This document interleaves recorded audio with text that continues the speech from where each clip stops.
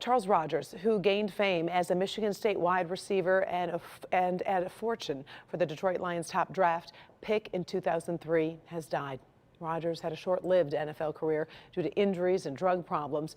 He later had run-ins with the law over drug arrests, probation violation, and domestic abuse charges. Recently, he was living in Fort Myers, Florida. Published reports quote former teammates as saying he had been battling cancer and liver disease. Rodgers was just 38 years old.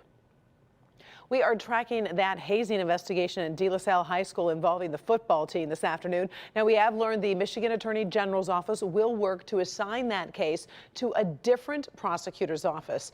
Last week, the Macomb prosecutor recused his office because of a possible conflict of interest. Right now, Warren police continue its investigation, even though the alleged victim does not want to press charges. Police say 3 teenagers could be charged, but that decision will be made by the prosecutor's office that takes the case. Veterans Day observances are being held all across the country, and here in Metro Detroit, U.S. Senator Gary Peters spoke this morning at a Veterans Day breakfast at the Grosse Pointe War Memorial.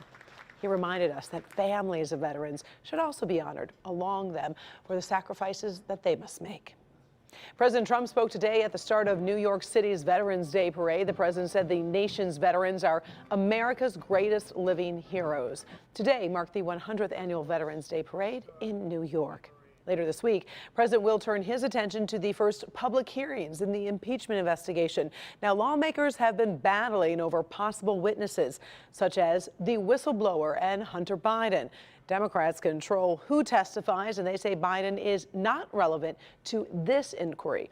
On Wednesday, the first 2 witnesses will appear: acting Ukraine Ambassador William Taylor and Deputy Assistant Secretary of State George Kent.